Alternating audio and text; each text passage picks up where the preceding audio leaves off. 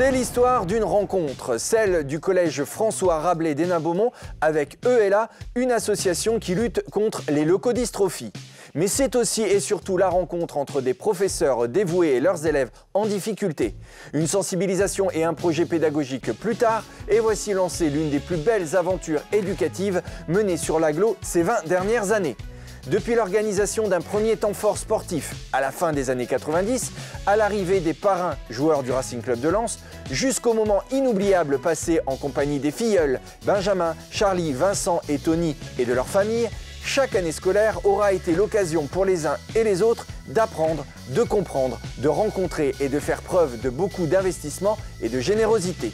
En 2023, alors que le club ELA du collège Rabelais, emmené par Brigitte Braillel, aura collecté en 26 ans 100 000 € de dons en faveur de l'association, il convenait de revenir sur cette incroyable aventure.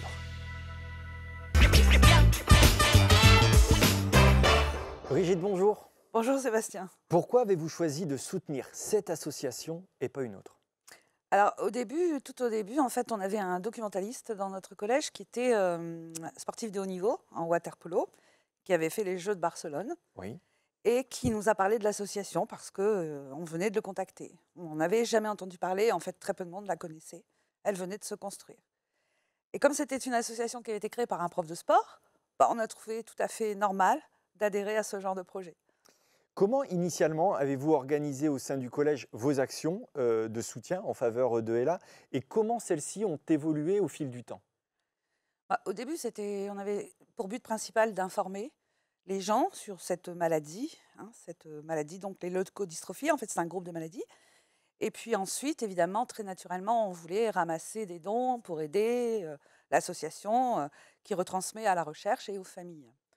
Donc on a commencé ce projet qui s'est étoffé petit à petit. Il y a eu progressivement l'arrivée aussi des temps forts au fil de l'année, un peu récurrents. Oui, c'est ça. On a eu un très grand premier temps fort. C'était après l'élection de Sophie Thalmann, qui a été une des premières marraines connues, on va dire. Et elle est carrément venue chez nous, à Hénin. Et on a organisé une grande fête à cette occasion-là. Et du coup, tout le monde était demandeur. Après, on avait vraiment envie de continuer. Ça nous a beaucoup motivés. Au début, c'était piloté par un groupe d'une petite quinzaine d'élèves. Ils étaient entre 13 et 15, oui, suivant les années. Et donc, c'était une heure qu'on mettait dans leur emploi du temps pour travailler sur l'estime de soi, sur la connaissance de l'autre, sur la différence, sur le handicap, plein de thèmes comme ça, très civiques en fait. Et grâce à ce partenariat avec l'association, on a pu développer un peu ce truc-là. Votre soutien grandissait en même temps que l'association grandissait aussi, se développait. Et très naturellement, le collège a été référencé et devenu ambassadeur ELA. C'était quoi ça ? En fait, on est les premiers dans la région puisqu'on a commencé très très tôt à organiser nos actions autour de l'association. Du coup, ça a grandi parce qu'on a essayé de communiquer sur les autres établissements. Ça s'est très vite étendu. C'est vrai que l'action était dirigée avec l'action Mettez basket et bas de la maladie, surtout vers les écoliers, les collégiens, les lycéens. Mais c'est vraiment au collège que ça a pris toute son ampleur. Alors après, c'est mis en place la dictée, qui est nationale cette fois, mais c'était pas... Ça a pris quelques années avant de se mettre en place, mais bon, là, ça fait déjà plus de 10 ans. Et derrière, le cross, donc, Mettez basket, qu'on a fait depuis le début, qui permet de sensibiliser les enfants à ce type de maladie, de handicap. À cette occasion, évidemment, on invitait des personnalités, on invitait des familles, on invitait tous les gens qui voulaient venir nous aider. Alors justement, au fil du temps, les actions du collège ont été parrainées par des personnalités, souvent issues du monde sportif, oui, mais pas que. Comment ceux-ci vous ont-ils rejoints et quels ont été ou quel a été leur rôle ? Alors, ils nous ont rejoints par le biais de connaissances, souvent les parents d'élèves, les élèves qui parlent entre eux, qui disent « Ah, mais moi, je connais machin, je connais quelqu'un qui pourrait peut-être participer. » Donc, c'est comme ça qu'on a rencontré, évidemment, Éric Sicora, par exemple, et bien d'autres. Ils viennent pour, encore une fois, je veux dire, prêter leur image, mais pour donner un sens à ce qu'on fait. C'est aussi une récompense pour les élèves. Enfin, ils viennent nous soutenir, ils sont fidèles, ils sont toujours là, ça c'est très important de le dire. Et évidemment, ça amène du monde.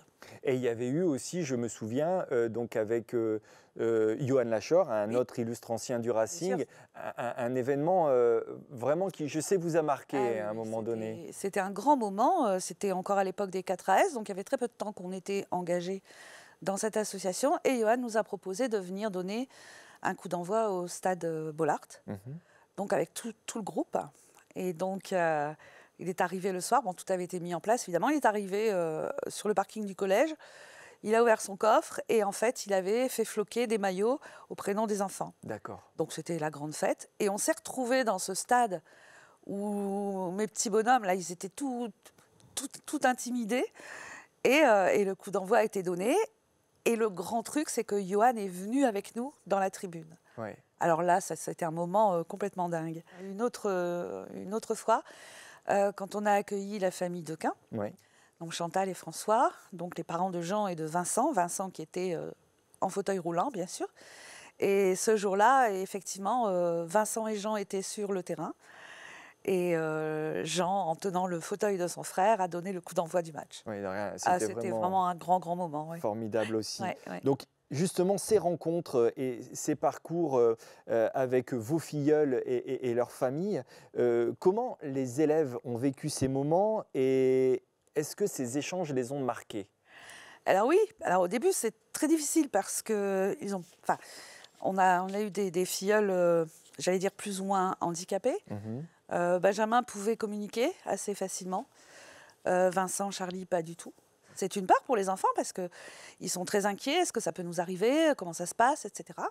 Et petit, à force de les voir, parce qu'on les voit régulièrement, eh bien, le contact se fait beaucoup mieux.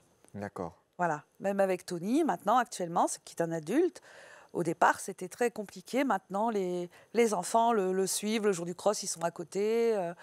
Voilà, et il y a des échanges. Il y a eu des grands moments, des moments aussi dans le cadre du sport, mais aussi dans le cadre de la culture également. Oui, c'était une pièce de théâtre qui s'appelle Face de cuillère, voilà, qui a été donnée à l'Escapade à Hénin, et son autrice nous avait proposé de participer, puisque le thème c'était la maladie, justement, plus axé sur le cancer, mais bon, plus généralement sur la maladie, sur la différence, encore une fois, et la façon dont on vit cette maladie.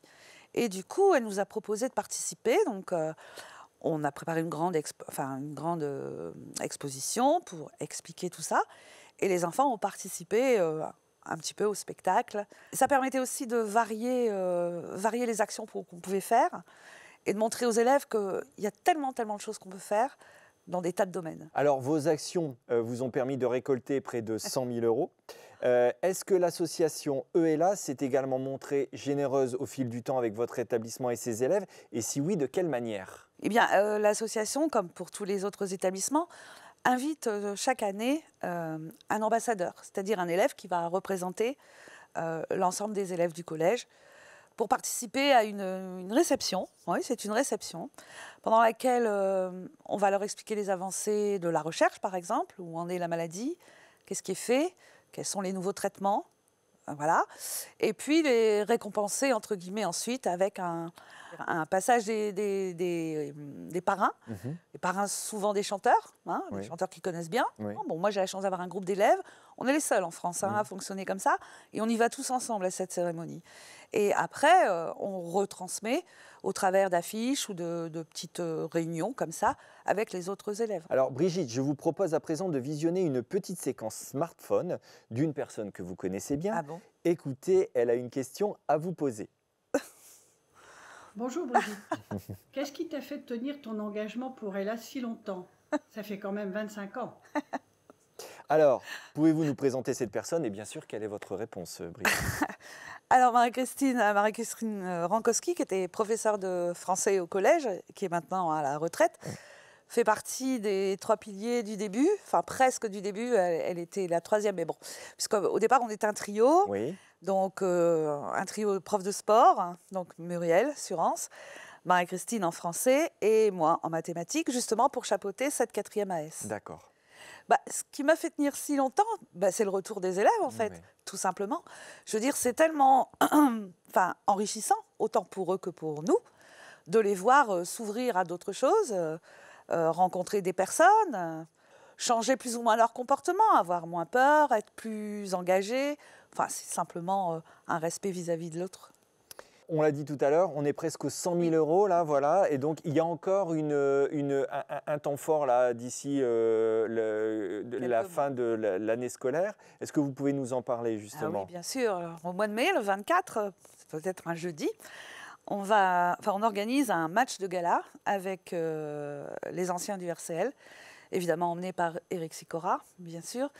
Et ça sera une grande fête qui permettra, évidemment grâce aux petites entrées qu'on demande, style 2 €, et les parents d'élèves qui viennent nous aider avec une buvette, une petite sandwicherie, de passer le cap des 100 000 euros. Voilà. C'est vraiment notre objectif cette année. Il faut beaucoup de public se rendre le 24 mai, c'est ça, donc au stade Birambois et Hénin-Beaumont, voilà, pour voir ce match, on va dire, caritatif. Brigitte, merci beaucoup d'avoir accepté notre invitation et sincèrement bravo pour votre investissement en faveur de Ella.